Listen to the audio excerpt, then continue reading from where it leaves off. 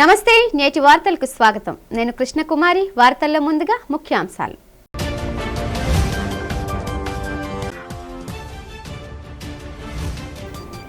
విశాఖలో 3 రోజులు పర్యటించనున్న ఉప ముఖ్యమంత్రి పవన్ కళ్యాణ్ మొదటి రోజు జూన్ సందర్శించి 2 జిరాఫీల దత్తత స్వీకరణ।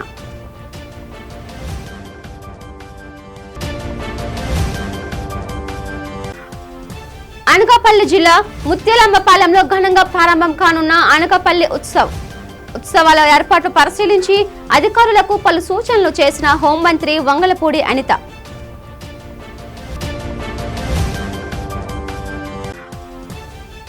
రోజు రోజుకి పెరుగుతున్న గీతం యూనివర్సిటీ ప్రభుత్వ భూమి బదలాయింపు వివాదం।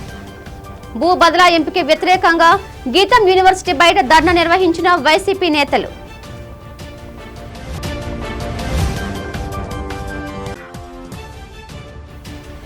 అంగరంగ వైభవంగా ప్రారంభమైన అరకు చలి ఉత్సవాలను ప్రారంభించిన రాష్ట్ర మంత్రులు కందుల దుర్గేష్, గుమ్మిడి సంధ్యారాణి। రాష్ట్ర ఉప ముఖ్యమంత్రి అటవీ పర్యావరణ శాఖల మంత్రి పవన్ కళ్యాణ్ విశాఖ పర్యటనలో భాగంగా ఇందిరాగాంధీ జంతు ప్రదర్శనశాలను సందర్శించి తన ఉదారతను చాటుకున్నారు। తన తల్లి శ్రీమతి అంజనాదేవి జన్మదినోత్సవాన్ని పురస్కరించుకొని జూ పార్కులోని 2 జిరాఫీలను ఏడాది పాటు దత్తత తీసుకుంటున్నట్లు ఆయన ప్రకటించారు। ఆ 2 జిరాఫీల సంరక్షణకు అయ్యే సంపూర్ణ వ్యయాన్ని తానే స్వయంగా భరించనున్నట్లు స్పష్టం చేశారు। ఈ సందర్భంగా జంతువుల సంరక్షణ కోసం కార్పొరేట్ సంస్థలు సామాజిక బాధ్యతగా ముందుకు రావాలని ఆయన పిలుపునిచ్చారు। అనంతరం జూ పార్కులో నూతనంగా నిర్మించిన ఎలుగుబంట్ల ఎన్క్లోజర్ను మంత్రి ప్రారంభించారు। జూలోని ఏనుగులు, నల్ల ఎలుగుబంట్లు, పులులు, సింహాల ఎన్క్లోజర్స్ ను సందర్శించిన పవన్ కళ్యాణ్ జంతువులకు అందిస్తున్న ఆహారం, వాటి ఆరోగ్య స్థితిగతులు, వాటి పేర్ల వివరాలను జూ క్యూరేటర్ను అడిగి తెలుసుకున్నారు। జూ నిబంధనలను పాటిస్తూనే ఏనుగులు, జిరాఫీలకు ఆయన స్వయంగా ఆహారాన్ని తినిపించారు। అనంతరం కంబాలకొండ ఏకో పార్క్ ను చేరుకున్న మంత్రి అక్కడ నూతనంగా ఏర్పాటు చేసిన నగర వనాన్ని ప్రారంభించారు। ఏకో పార్క్ లోని చెక్క వంతెనపై కనోపీ వాక్ చేస్తూ ప్రకృతిని ఆస్వాదించిన ఆయన మార్గ మధ్యంలో కనిపించే వివిధ రకాల మొక్కల విశిష్టతను అధికారుల ద్వారా తెలుసుకున్నారు।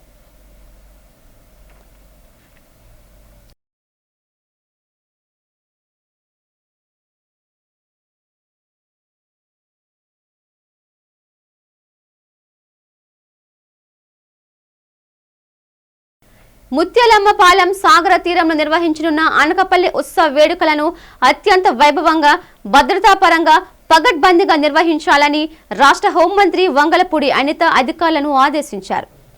గురువారం ఉదయం జిల్లా collector Vijayakrishnan, SP Tuhin Sinha, MLA Panchakala Ramesh బాబుతో కలిసి ఆమె తీరంలో జరుగుతున్న ఏర్పాట్లను క్షేత్రస్థాయిలో పరిశీలించారు। ఈ సందర్భంగా మంత్రి మాట్లాడుతూ ఈ నెల 30, 31వ తేదీల్లో ప్రభుత్వం ప్రతిష్టాత్మకంగా ఈ ఉత్సవాలు నిర్వహిస్తోందని తెలిపారు। ముత్యాలమ్మపాలెం తీరంలో విద్యుత్ దీప అలంకరణలు, beach sports, water sports, live band మరియు ఫుడ్ స్టాల్స్ వంటి ప్రత్యేక ఆకర్షణలు ఉంటాయన్నారు। ముఖ్యంగా పర్యాటకుల భద్రత దృష్ట్యా తీరంలో గజ ఈతగాళ్లను నిరంతరం సంసిద్ధంగా ఉంచాలని అధికారులకు సూచించారు। ముఖ్యమంత్రి, ఉప ముఖ్యమంత్రి నేతృత్వంలో రాష్ట్రంలో పర్యాటక రంగాన్ని పరుగులు పెట్టేస్తున్నామని, గతంలో విశాఖ ఉత్సవం తరహాలోనే ఇప్పుడు కూటమి ప్రభుత్వం అన్ని జిల్లాల్లో ఉత్సవాలు నిర్వహిస్తోందని ఆమె పేర్కొన్నారు। క్రాకర్స్ ఒకవైపు, అదేవిధంగా మనకి గీతా మాధురి గారి కాన్సెప్ట్ ఒకటి, అదేవిధంగా జబర్దస్త్ టీం వాళ్ళని కూడా ఇక్కడికి తీసుకొచ్చి ఇక్కడున్న ప్రజలందరినీ కూడా అలరించడానికి, ఒక హ్యాపీ ఎన్విరాన్మెంట్ క్రియేట్ చేయడానికి సిద్ధపడ్డాం। అట్ ద సేమ్ టైం మనకి అనకాపల్లిలో కూడా రేపు ఈవినింగ్ కార్నివాల్ ఒకటి ఏర్పాటు చేశాం। మనకి లోకల్ ఫెస్టివల్స్ కి తెలుసు, లోకల్ కల్చర్ తెలుసు। ఇప్పుడు మనం ఎక్కడికి వెళ్ళినా కూడా మన లోకల్ కల్చర్ అన్నది, మన లోకల్ సాంప్రదాయం అన్నది ప్రపంచానికి చూపించడం అనేది చాలా అవసరం। దానిలో భాగంగానే మనకి అందరికి ఇలవేల్పు నూకాలమ్మ తల్లి టెంపుల్ తాలూకా ప్రాశస్త్యాన్ని చెప్పేటట్టుగా ఒక కార్నివాల్, ఇలాంటి కార్నివాల్స్ ఏర్పాటు చేసుకుని ఎన్టీఆర్ స్టేడియంలో కూడా రామ్ మిరియాల గారిది ఒక కాన్సెప్ట్ కూడా అక్కడ ఏర్పాటు చేసుకోవడం జరిగింది। ఓవరాల్ గా మేము చాలా అన్ని అరేంజ్మెంట్ చేసాం। ఈ 2 రోజులు అనకాపల్లి ఉత్సవాలు చాలా పెద్ద ఎత్తున జరుగుతాయి। ప్రతి ఒక్కరు కూడా అందరినీ ఆహ్వానిస్తున్నాం, కుటుంబ సమేతంగా ఆహ్వానిస్తున్నాం। కుటుంబ సమేతంగా ఈ కార్యక్రమాలన్నింటినీ కూడా వీక్షించుకొని ఒక మంచి ఆనందాన్ని పొందాలని మిమ్మల్ని అందరినీ కూడా కోరుకుంటున్నాం। ఏదైతే గవర్నమెంట్ ఆశయం ఉందో, హెల్దీ వెల్దీ హ్యాపీ ఆంధ్రప్రదేశ్, దానికి మీరందరూ కూడా సహకరించాల్సిందిగా కోరుకుంటున్నా.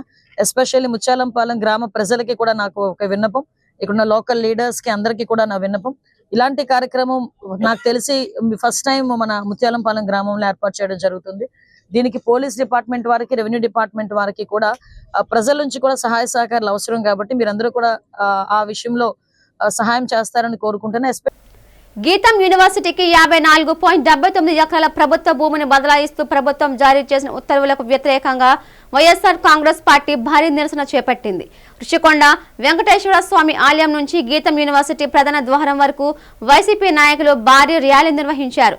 అనంతరం యూనివర్సిటీ గేటు వద్ద బైఠాయించి ప్రభుత్వంపై ధ్వజమెత్తారు. ఈ కార్యక్రమంలో శాసన మండలి ప్రతిపక్ష నేత బొత్స సత్యనారాయణ, మాజీ మంత్రులు Kurasala Kannababu, Gudivada Amarnath, MLC Varudu Kalyani, KK Raju, Vizianagaram ZP chairman, Bheemili YCP incharge Majji Chinna Srinu తదితరులు పాల్గొన్నారు. ఈ సందర్భంగా వారు మాట్లాడుతూ ప్రజాధనాన్ని, ప్రభుత్వ ఆస్తులను తన వారికి దోచిపెట్టడమే లక్ష్యంగా ముఖ్యమంత్రి చంద్రబాబు నాయుడు వ్యవహరిస్తున్నారన్నారు. గతంలో ఆక్రమణకు గురైన ఈ భూములను ప్రభుత్వం స్వాధీనం చేసుకుంటే ఇప్పుడు వాటిని కారు చౌకగా గీతం సంస్థలకు అప్పగించడం వెనుక పెద్ద కుట్ర ఉందన్నారు. వేలాది కోట్ల రూపాయల విలువైన విశాఖ భూములను ప్రైవేట్ వ్యక్తుల పరం చేయడాన్ని తీవ్రంగా ఖండిస్తున్నామన్నారు. కూటమి ప్రభుత్వం అధికారంలోకి వచ్చాక రాష్ట్రాన్ని లూటీ చేయడమే పనిగా పెట్టుకుందని, అందులో గీతం భూముల వ్యవహారం ఒక పెద్ద కుంభకోణమని ఆరోపించారు. ప్రభుత్వం తన నిర్ణయం వెనక్కి తీసుకోకపోతే రాష్ట్ర వ్యాప్త ఉద్యమానికి పిలుపునిస్తామని హెచ్చరించారు. ఎన్నికలు ఓడించి ముఖ్యమంత్రి అయితే ఈ రాష్ట్రం వచ్చి నీకు రాసి పెట్టారు అనుకుంటున్నారా? ధరదత్తం చేసి మీకు వచ్చి పట్టా ఇచ్చారు అనుకుంటున్నారా? ఈ ధర్మం కాదు, ఈ ధర్మం కాదు. ప్రజాస్వామ్యం ఎవరు కూడా హర్షించరు. ఇవాళ అడుగుతున్న భారతీయ జనతా పార్టీని కూడా ఇవాళ పెద్ద పెద్ద మాటలు చెప్తారే, అక్కడ ప్రజాస్వామ్యం దేశం అని చెప్తారే మోడీ గారు, తల్లి లాంటిదని ప్రజాస్వామ్యం చెప్తారే మోడీ గారు. ఏం భారతీయ జనతా పార్టీ నాయకుల్లా విశాఖపట్నంలో ఉన్నారు, మీరు కళ్ళు తెరవండి. ఇదే ప్రజాస్వామ్యంకి ఇదేనా అర్థం? చర్చ లేదు. ఇక మన కుటుంబమే దోచుకున్నా సరే ఎవరో అడగనటువంటి పరిస్థితులు ఉంటాయనేటువంటి ఉద్దేశంతో వారి కుటుంబానికి సంబంధించినటువంటి గీతం సంస్థ నేరుగా 54 ఎకరాల 79 దాదాపు 5,000 కోట్ల రూపాయలు విలువైనటువంటి ప్రభుత్వ భూమిని కాజేయడానికి సిద్ధపడింది. రేపు కౌన్సిల్ సమావేశంలో దానికి సంబంధించినటువంటి తీర్మానాన్ని చేయడానికి అడుగులు వేస్తా ఉంది. దీన్ని వైఎస్ఆర్ కాంగ్రెస్ పార్టీ జగన్మోహన్ రెడ్డి గారి నేతృత్వంలో తీవ్రంగా దీన్ని వ్యతిరేకిస్తా ఉన్నాం. ఎట్టి పరిస్థితుల్లో రేపు ఆ ఎజెండా అంశాన్ని తీస్తే తప్ప రేపు కౌన్సిల్ సమావేశం కూడా జరగనేమో అనేటువంటి విషయాన్ని ఈ సందర్భంగా తెలియజేస్తాం. ఎవరైనా 100 గజాలో 50 గజాలో ఆక్రమించుకోవడం చూస్తాం. కానీ ఇవాళ ఇక్కడ గీతం యూనివర్సిటీ సుమారు 150 ఎకరాలు ఆక్యుపై చేసుకుని ఆక్రమించుకొని దర్జాగా కబ్జా చేసి ఇక్కడ యూనివర్సిటీ నడుపుతూ ఒక్కొక్క సీటుకి లక్షల రూపాయలు పేదల నుంచి వసూలు చేస్తూ వేల కోట్లకు పడగలెత్తింది ఈ కుటుంబం. చెప్పేవన్నీ శ్రీరంగ నీతులు, వల్లించేవన్నీ ప్రవచనాలు, తెల్లారు లేస్తే దోపిడీ అనే విషయాన్ని ఈ గీతం యూనివర్సిటీయే మనకు ఒక సాక్ష్యంలాగా కనిపిస్తుంది.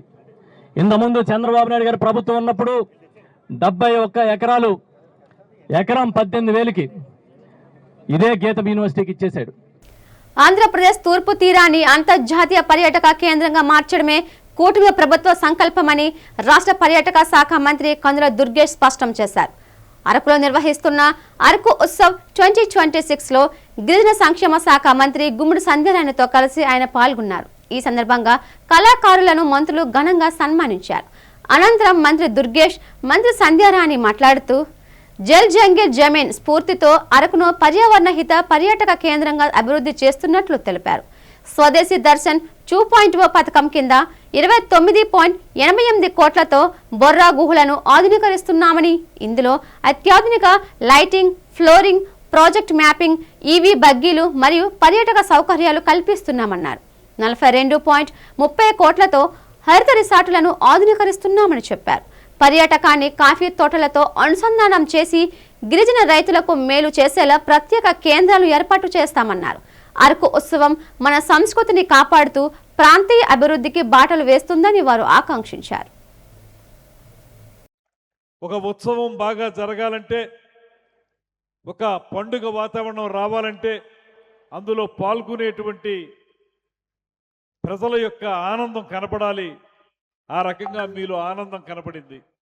మీరు మాటతో చెప్పకపోయినా ఇందాక మీ మంత్రి గారు మిమ్మల్ని చేతులు పైకెత్తండి అని చెప్పి అడిగినప్పుడు అందరూ కూడా చూశాను నేను. ఎవ్వరూ మినహాయింపు కాదు, ప్రతి ఒక్కరూ కూడా చెయ్యెత్తారు. అందుకు కూడా మీకు ప్రత్యేకమైనటువంటి ధన్యవాదాలు. ఇవాళ అరకు ఉత్సవం చేసుకుంటున్నాం. అరకు అంటే ఇదొక సాధారణమైంది కాదు. వేదిక మీద తమిళనాడుకు చెందినటువంటి కలెక్టర్ గారు ఉన్నప్పటికీ కూడా ఒక మాట చెప్తాను. గతంలో అరకు వచ్చినప్పుడు ఆంధ్ర ఊటీ అనేవారు. అల్లూరి సీతారామరాజు జిల్లాలో 11 మండలాల ప్రజలకు ఉద్యోగ ఉపాధి అవకాశాలు కల్పించడానికి, ఇక్కడ ఉన్నటువంటి గిరిజనులు అభివృద్ధి చెందడానికి, ఇక్కడ ఉన్నటువంటి ప్రాంతాలు అభివృద్ధి చెందడానికి, ఇక్కడ ఉన్నటువంటి పర్యాటక కేంద్రం మరికాస్త సుందరంగా తీర్చిదిద్దడానికి ఏర్పాటు చేసినవే ఈ అరకు ఉత్సవాలు. అరకు అంటే ఆంధ్ర ఊటీ. ఈ ఆంధ్ర ఊటీని చూడడానికి దేశ విదేశాల నుంచి, వివిధ మండలాల నుంచి, వివిధ రాష్ట్రాల నుంచి ఇక్కడికి విచ్చేసి మన అరకు అందాలను చూసుకొని వెళ్తున్నారు. ఇలాంటి సమయంలో మనం ఇక్కడ ఉన్నటువంటి హోటల్స్ కానీ, ఇక్కడ ఉన్నటువంటి సౌకర్యాలు కానీ ఇంకా సరిపోలేదని, వాటి కోసం ప్రత్యేకమైన సౌకర్యాలని ఏర్పాటు చేయాలని ఒక మంచి ఉద్దేశంతో ఏర్పాటు చేసినటువంటి ఈ కార్యక్రమం గౌరవ ముఖ్యమంత్రి నారా చంద్రబాబు నాయుడు గారికి అందరం హృదయపూర్వకంగా ధన్యవాదాలు తెలియజేయాలి. గౌరవ ఉప ముఖ్యమంత్రి వర్యులు, మన అందరి అభిమాన హీరో మన అన్న పవన్ కళ్యాణ్ గారు రేపు ఉదయం వస్తున్నారు. పార్లమెంటులో ద్రౌపది ముర్ము ప్రసంగం బీజేపీకు బాకా ఊదే విధంగా ఉందని సిపిఐ నేత రామకృష్ణ విమర్శించారు. 25 కోట్ల మంది పేదలను పేదరికం నుంచి బయటకు తీసుకువచ్చామని గొప్పగా చెప్పుకుంటున్న కేంద్ర ప్రభుత్వం మరి 80 కోట్ల మందికి సబ్సిడీ బియ్యం ఎందుకు ఇస్తుందని ప్రశ్నించారు. ఈ సందర్భంగా నగరంలో సిపిఐ కార్యాలయంలో ఆయన మీడియాతో మాట్లాడారు. రూపాయి విలువ పూర్తి పతనావస్థకు చేరుకుంది. రికార్డు స్థాయిలో రూపాయి విలువ పతనం అయినా మణిపూర్లో ఇంకా దారుణాలు జరుగుతున్నానా దాని గురించి ప్రసంగంలో ఎక్కడా లేదని అన్నారు. యూరోపియన్ యూనియన్తో కేంద్రం చేసుకున్న ఫ్రీ ట్రేడ్ అగ్రిమెంట్ వల్ల దేశానికి మేలు జరుగుతుందా కీడు జరుగుతుందా అనే దానిపై చర్చించాలని డిమాండ్ చేశారు. ఈ ట్రేడ్ ఒప్పందం వల్ల దేశంలో అనేక రంగాలు తీవ్రంగా దెబ్బతింటాయని హెచ్చరించారు. మన ఆటోమొబైల్, చిన్న పరిశ్రమలు వంటివి తీవ్రంగా దెబ్బతినే అవకాశం ఉందన్నారు.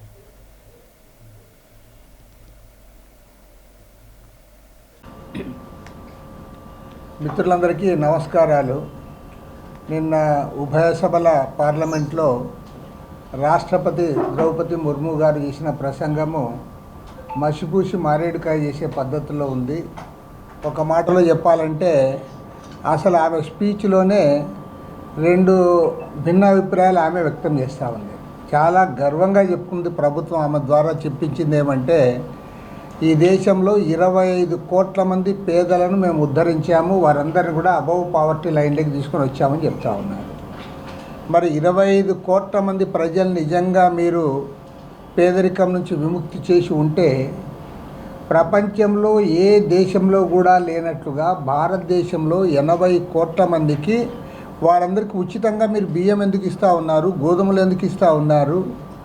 మరి అది కూడా ప్రభుత్వమే చెప్పుకుంటారు. ఒకవైపు ఏమో పేదరికాన్నంతా తగ్గించాము, పేదరికం లేదు, అందరూ కూడా బ్రహ్మాండంగా పోతూ ఉంది, దేశంలో మేము ముందుకు పోతున్నాము, ప్రపంచంలో ముందుకు పోతున్నామని మీరు ప్రచారం చేసుకుంటూ మరి 80 కోట్ల మంది భారతీయులకు ఇవాళ మీరు ఉచితంగా బియ్యం ఇస్తూ ఉన్నారంటేనే మీ అర్థమవుతూ ఉంది ఈ దేశంలో పేదరికం ఏ స్థాయిలో ఉంది. పైగా మీరు ఉద్యోగాలు ఇస్తామని చెప్పి అధికారంలోకి వచ్చిన ఉద్యోగాలు ఇచ్చింది లేదు, నిరుద్యోగ సమస్యను పరిష్కారం చేయలేకపోయారు. తర్వాత రూపాయి విలువ పూర్తి పతనావస్థకు చేరుకుంది. నరేంద్ర మోడీ గారు 2014లో అధికారంలోకి వచ్చినప్పుడు ఆనాడు డాలర్కి 60 రూపాయలు ఉంటే ఇవాళ 91 రూపాయల 64 పైసలు రికార్డు స్థాయిలో మన రూపాయి విలువ దిగజారిపోయింది. కృష్ణా జిల్లా పెనుమలూరు నియోజకవర్గ కేంద్రమైన ఉయ్యూరులో పారుపూడి వీరమ్మ తల్లి తిరునాళ్ల మహోత్సవం అత్యంత ఘనంగా ప్రారంభమైంది. కులమతాలకు అతీతంగా భక్తులు కొలిచే వీరమ్మ తల్లి ఉత్సవాల్లో ఈ ఏడాది ఒక ప్రత్యేకత చోటు చేసుకుంది. ఆనవాయితీ ప్రకారం ఉయ్యూరు టౌన్ పోలీస్ స్టేషన్ నుండి అమ్మవారికి సారె సమర్పించడం జరుగుతుంది. అయితే ప్రస్తుత సబ్ ఇన్స్పెక్టర్కు వివాహం కాకపోవడంతో ఆ అదృష్టం స్టేషన్ రైటర్ వెంకటరెడ్డికి దక్కింది. దళిత దంపతులు తొలిసారిగా అమ్మవారికి సారె సమర్పించడం ఈ ఏడాది జాతరలో ఒక సామాజిక మార్పుగా విశేషంగా నిలిచింది. మెట్టినింటి నుండి అమ్మవారి విగ్రహాన్ని రాష్ట్ర మంత్రులు కొలుసు పార్థసారథి చేతుల మీదుగా బయటకు తీసుకురావడంతో తిరునాళ్ల సంబరాలు అధికారికంగా ప్రారంభమయ్యాయి. పురవీధుల వెంబడి భక్తులకు దర్శనమిస్తూ అమ్మవారు పుట్టింటికి చేరుకున్నారు. ఈ సందర్భంగా మంత్రి మాట్లాడుతూ వీరమ్మ తల్లి కోరిన కోరికలు తీర్చే కల్పవల్లి అని కొనియాడారు. రాష్ట్ర నలుమూలల నుండి భక్తులు తరలివచ్చే ఈ జాతరను పారపూడి వంశస్థులు నిర్వహించడం అభినందనీయమన్నారు.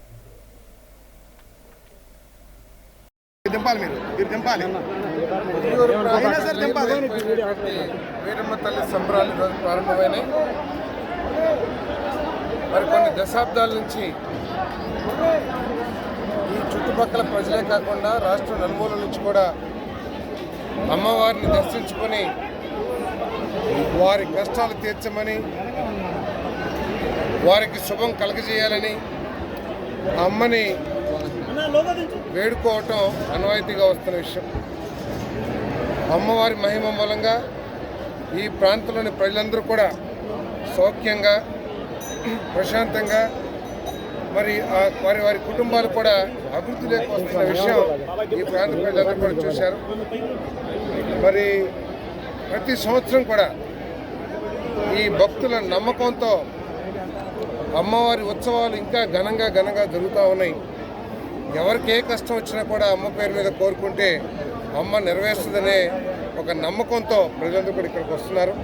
మరి ఈ అమ్మవారి దేవాలయాన్ని కూడా అభివృద్ధి చేయడానికి మా వంతు మేము కృషి చేస్తామని చెప్పేసి కూడా మనం చేస్తాను.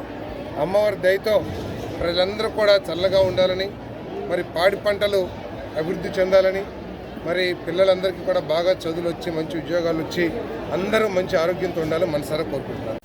విద్యారంగంలో ఆర్టిఫిషియల్ ఇంటెలిజెన్స్ విప్లవాత్మక మార్పులు తీసుకురాబోతోందని బీజేపీ రాష్ట్ర అధ్యక్షుడు మాజీ ఎమ్మెల్సీ పివిఎన్ మాధవ్ పేర్కొన్నారు. నగరంలో బీచ్ రోడ్లో గల ఒక హోటల్లో బ్రో ఏఐ సంస్థ ఏర్పాటు చేసిన కార్యక్రమంలో ఆయన ముఖ్య అతిథిగా పాల్గొన్నారు. ఈ సందర్భంగా విద్యార్థుల కోసం నిర్వహించనున్న ఏఐ ఒలింపియాడ్ పోస్టర్తో పాటు జూనియర్, సీనియర్, ఇంటర్మీడియట్ విభాగాల కోసం ప్రత్యేకంగా రూపొందించిన ఏఐ పాఠ్య పుస్తకాలను ఆయన ఆవిష్కరించారు. అనంతరం పివిఎన్ మాధవ్ మాట్లాడుతూ ప్రభుత్వ పాఠశాలల్లోని పేద విద్యార్థులకు సైతం ఏఐ సాంకేతికతతో విద్యాబోధన అందించేందుకు ప్రయత్నాలు జరుగుతున్నాయని తెలిపారు. సంక్లిష్టమైన పాఠాలను సులువుగా అర్థం చేసుకోవటానికి ఈ టెక్నాలజీ ఎంతో దోహదపడుతుందని, తెలుగులో పుస్తకాలను తీసుకురావటం అభినందనీయమని కొనియాడారు.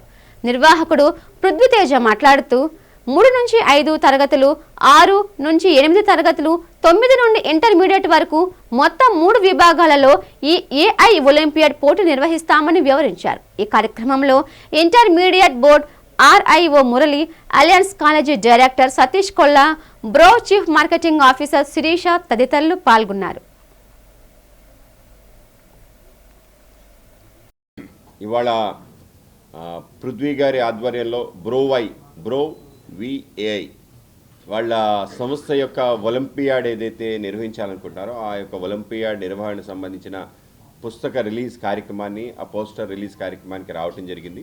అలాగే నాతో పాటు మన ఇంటర్మీడియట్ బోర్డ్ ఆర్ఐఓ గారు రావటం, అలాగే మన అలయన్స్ కాలేజ్ సిఇఓ గారు రావటం సతీష్ గారు, అలాగే మా పరశురామరాజు గారు, అలాగే మా ఈ బ్రోవిఐ సంబంధించిన సిఇఓ, అలాగే ఈ యొక్క విజన్ ఏదైతే ఉందో broad vision for artificial intelligence, కృత్రిమ మేధస్సు పైన ఏదైతే ఒక ఆలోచన ఉందో ఆలోచనని పిల్లల్లోకి తీసుకెళ్ళాలి అని చెప్పి పిల్లల మధ్య అనేక రకాల స్పర్ధలు పెట్టాలి, కాంపిటీషన్స్ పెట్టాలి అనే ఒక ఆలోచనతో, ఒక వినూత్నమైన ఆలోచనతో తను రావటం జరిగింది. హైదరాబాద్లో ఇప్పటికే అందరినీ కలిసి అక్కడ పెద్ద ఎత్తున రిలీజ్ చేయటం, తెలంగాణలో అన్ని ప్రభుత్వ పాఠశాలల్లో కూడా వీటిని ఇంట్రడ్యూస్ చేసి పిల్లలకి ఆర్టిఫిషియల్ ఇంటెలిజెన్స్ అంటే అదేదో బ్రహ్మ విద్య అనే అభిప్రాయం కాకుండా అది మీ చదువుని సులభతరం చేసే ఒక పరిజ్ఞానం, అలాగే ఒక సాధనం అని చెప్పి అందరికీ చెప్పే విధంగా ఒక ప్రయత్నం చేస్తున్నాడు. కనుక ముందుగా ఆయనకి అభినందనలు తెలియజేస్తున్నాను. అకాల జననం పిల్లలకు ప్రధానంగా ఊపిరితిత్తులు, మెదడు పూర్తిగా అవయవాలు ఏర్పడవని మెడికవర్ ఆసుపత్రి న్యూరోనటాలజిస్ట్ డాక్టర్ మౌనిక తెలిపారు. ఆసుపత్రిలో జరిగిన మీడియా సమావేశంలో మాట్లాడుతూ అకాల జననం పిల్లల పట్ల ఎన్నో జాగ్రత్తలు తీసుకోవాల్సి ఉంటుందన్నారు. 37 వారాల్లో పుట్టిన పిల్లలను ప్రేమి పిల్లలు అంటారని తెలిపారు. 2 కేజీల లోపు ఉండే పిల్లలు ఉంటారని, మరికొందరు కేజీ లోపు బరువు ఉంటారని చెప్పారు. ఈ శిశువులకు 2 నెలల పాటు ఇంక్యుబేటర్లో ఉంచడంతో పాటు ప్రత్యేక శ్రద్ధ తీసుకోవాల్సిన అవసరం ఉంటుందన్నారు. ఉత్తమ హాస్పిటల్స్లో ఇలాంటి పిల్లలకు చక్కని వైద్య సేవలు అందుబాటులో ఉన్నాయని చెప్పారు. ఇలా పుట్టిన బిడ్డల పట్ల తల్లులు ప్రత్యేక శ్రద్ధ తీసుకోవాల్సి ఉంటుందని డాక్టర్ మౌనిక అన్నారు. ఇలాంటి పిల్లలకు ఏ ఫీడింగ్ ఇవ్వాలో, ఏ విధంగా పెంచాలో అన్ని అవగాహన కల్పిస్తామన్నారు.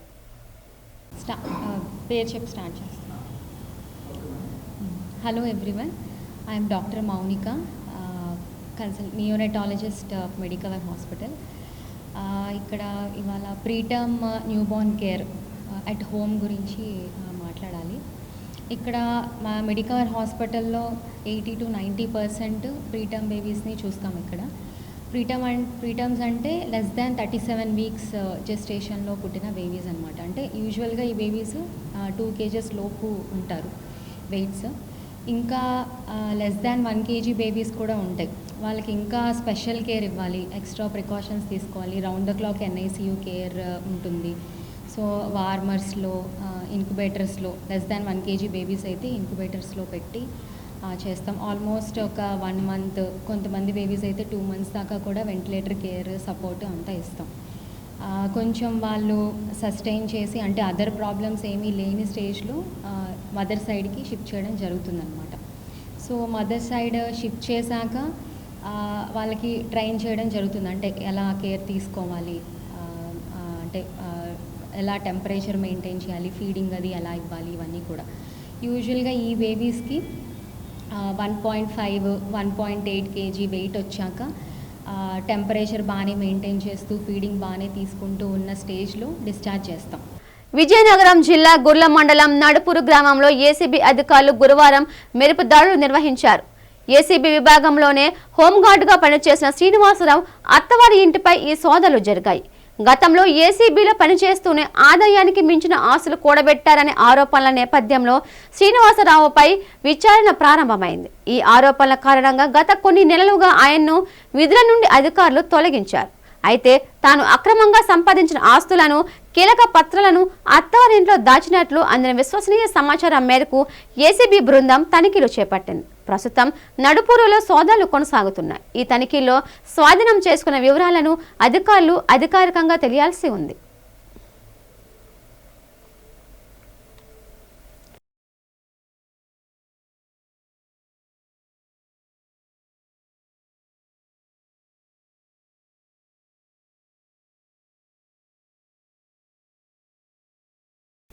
ఉత్తరాంధ్ర విద్యార్థులకు ఉన్నత ప్రమాణాలు గల విద్యను చేరువ చేసే లక్ష్యంతో గుజరాత్లోని సుప్రసిద్ధ సంకల్ చంద్ పటేల్ యూనివర్సిటీ తన నూతన సమాచార కేంద్రాన్ని విశాఖపట్నంలోని ద్వారకా నగర్లో ప్రారంభించింది. యూనివర్సిటీ ప్రెసిడెంట్ ప్రకాష్ భాయ్ పటేల్, తెలుగు రాష్ట్రాల మేనేజింగ్ డైరెక్టర్ శ్రీనివాసరెడ్డి ఈ కార్యాలయాన్ని ప్రారంభించి మీడియాకు వివరాలు తెలిపారు. విద్యార్థులకు మారుతున్న కాలానికి అనుగుణంగా డిమాండ్ ఉన్న AI, ML, data science, IT వంటి బీటెక్ కోర్సులతో పాటు forensic science, criminology, digital forensics, allied health sciences కోర్సులను అందిస్తున్నట్లు తెలిపారు. ఇంటర్మీడియట్, MPC, BIPCలో 50% మార్కులు సాధించిన విద్యార్థులు ఈ కోర్సులకు దరఖాస్తు చేసుకోవచ్చని పేర్కొన్నారు. అడ్మిషన్ బుక్ చేసుకున్న విద్యార్థితో పాటు ఒకరికి గుజరాత్లోని క్యాంపస్ను సందర్శించేందుకు ఉచిత ట్రైన్ టికెట్లు, అక్కడ ఉచిత భోజన వసతి సౌకర్యాలు కల్పిస్తామని ప్రకటించారు. విద్యార్థులు సరైన అవగాహనతో కెరీర్ను ఎంచుకోవాలనే ఉద్దేశంతోనే ఈ కేంద్రాన్ని ఏర్పాటు చేసినట్లు వివరించారు. ఈ సమావేశంలో Visakha branch incharge Aravind, Vizag coordinator Khaja తదితరులు పాల్గొన్నారు. Today, our university, Sakal Chand Patel University, is open up a office at Visakhapatnam. Sakal Chand Patel University is one of the best and prominent university of the state of Gujarat. As we all know that Gujarat is a growth engine for the nation, and our Honorable Prime Minister, when he was Chief Minister of the state, he was initiated a number of good schemes for the development of the education sector in Gujarat. Our university was established in 2016 with approval from the state of Gujarat.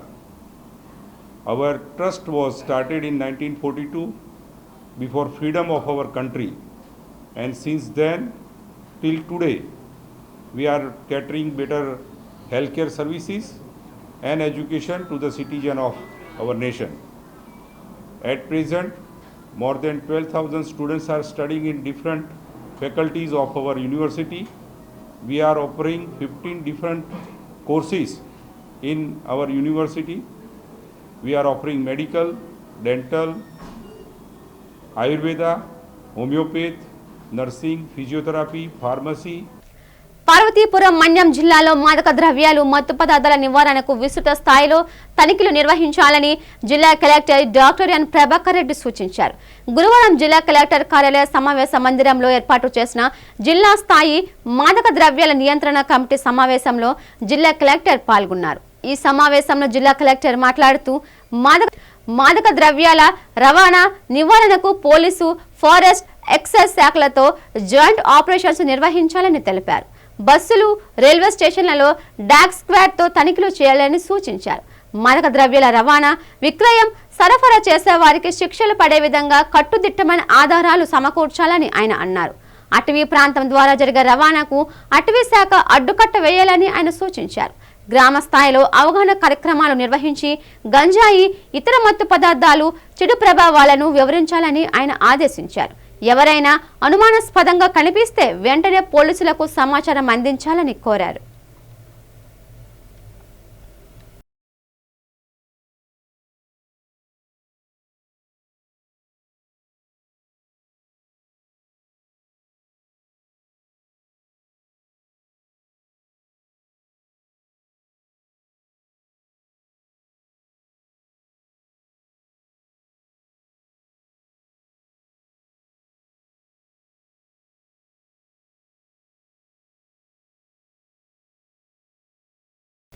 Rayalaseema రైతాంగాన్ని గత 5 ఏళ్ల పాలనలో తీరని ద్రోహం జరిగింది. Jagan Reddy వల్లేనని TDP పాలిట్ bureau సభ్యులు రెడ్డప్పగారి శ్రీనివాసరెడ్డి విమర్శించారు. గురువారం మంగళగిరిలోని పార్టీ కేంద్ర కార్యాలయంలో ఆయన మీడియాతో మాట్లాడారు. రాయలసీమ కరువును శాశ్వతంగా పరిష్కరించే సత్తా కేవలం ముఖ్యమంత్రి చంద్రబాబుకే ఉందన్నారు. 1999-2004 మధ్య కాలంలోనే చంద్రబాబు డ్రిప్ ఇరిగేషన్ ప్రవేశపెట్టారని, 2018 నాటికి అనంతపురం జిల్లాను దేశంలోనే 2వ స్థానంలో నిలిపారని గుర్తు చేశారు. జగన్ హయాంలో రద్దయిన డ్రిప్ ఇరిగేషన్ పథకాన్ని కూటమి ప్రభుత్వం మళ్లీ 100% సబ్సిడీతో పునరుద్ధరించిందని తెలిపారు. అందుకే ప్రధాని మోదీ సైతం మన్ కీ బాత్లో అనంతపురం నీటి యాజమాన్య పద్ధతులను ప్రశంసించాలని పేర్కొన్నారు. రాయలసీమ కరువుకు శాశ్వత పరిష్కారం కనుగొనాలని చెప్పి ఒక పెద్ద ఆలోచన చేసి శాశ్వత కరువు పరిష్కారం దిశగా ఆ రోజు Teluganga project, Handrineeva, Galeru Nagari, Veligonda project, KC canal కానీ, ఎస్ఆర్బీసీ కానీ ఇవన్నీ కూడా ప్రాజెక్టులన్నీ ప్రారంభించి గ్రేటర్ రాయలసీమ అంటే అప్పటి అనంతపూర్, కర్నూలు, కడప, చిత్తూరు, నెల్లూరు, ఒంగోలు జిల్లాలను కలుపుకొని గ్రేటర్ రాయలసీమగా కరువు సీమకంతా కూడా నీళ్లు పారేయాలా, కృష్ణా జలాలు తీసుకురావాలని ఆయన చేసిన ఆలోచనలకు అంకురార్పణ జరిగిందో ఆ అంకురార్పణ ఈరోజు చంద్రబాబు నాయుడు గారు ఒక పెద్ద మహత్తర ఆలోచన చేసి రాయలసీమను ఒక ఉద్యాన పంటల హబ్గా దేశంలోనే తయారు చేసే దిశగా ముందుకు పోతా ఉంది ప్రభుత్వం. దానికి తొలి అడుగులు పడబోతున్నాయనే దానికి రాయలసీమ రైతులకందరికీ కూడా శుభవార్త తెలియజేస్తా ఉండా. నగరంలో విశాఖ ఉత్సవ కనుల పండుగగా జరుగుతోంది. ఇందులో భాగంగా నగర వాసులకు కనువిందు చేసేందుకు పుష్ప ప్రదర్శన 2026 సిద్ధమైంది. గురువారం నుంచి 3 రోజుల పాటు ఈ ప్రదర్శనను ఘనంగా నిర్వహించనున్నారు. నగరంలోని సెంట్రల్ పార్క్ వేదికగా ఈ పుష్ప ప్రదర్శన జరగనుండగా అటు అనకాపల్లి ఉత్సవాల్లో భాగంగా అనకాపల్లి బెల్లం మార్కెట్ వద్ద కూడా ప్రత్యేకంగా ఫ్లవర్ షోను ఏర్పాటు చేశారు. ఈ నెల 29, 30, 31 తేదీల్లో జరిగే ఈ ప్రదర్శనలో స్థానిక రకాలతో పాటు దేశ విదేశీ జాతుల పూలను ఉంచనున్నారు. దీనికోసం బెంగళూరు, కోల్కతా, కడియం నర్సరీల నుంచి వివిధ రకాల హైబ్రిడ్ పూలను రప్పించారు. Dutch rose, carnation, Asiatic lily, bird of paradise, gerbera, alstroemeria, anthuriums, gladiola, tuberose, gypsy వంటి పూలు సందర్శకులను ఆకట్టుకొనున్నాయి. కేవలం పూల ప్రదర్శనే కాకుండా సందర్శకులకు సరికొత్త అనుభూతిని పంచేలా నిర్వాహకులు పలు ఆకర్షణలను జోడించారు.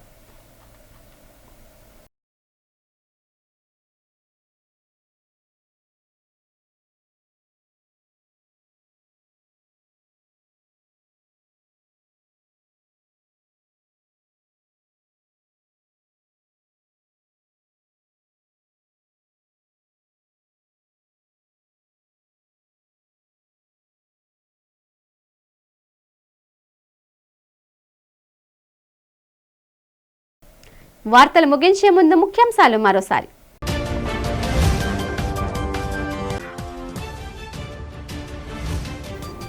విశాఖలో 3 రోజులు పర్యటించనున్న ఉప ముఖ్యమంత్రి పవన్ కళ్యాణ్. మొదటి రోజు జూన్ని సందర్శించి 2 జిరాఫీల దత్తత స్వీకరణ.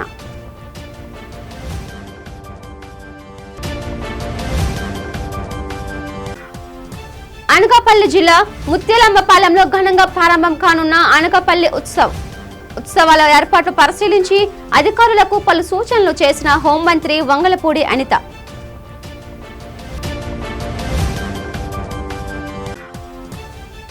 రోజు రోజుకి పెరుగుతున్న గీతం యూనివర్సిటీ ప్రభుత్వ భూమి బదలాయింపు వివాదం. భూ బదలాయింపుకి వ్యతిరేకంగా గీతం యూనివర్సిటీ బయట ధర్నా నిర్వహించిన వైసీపీ నేతలు.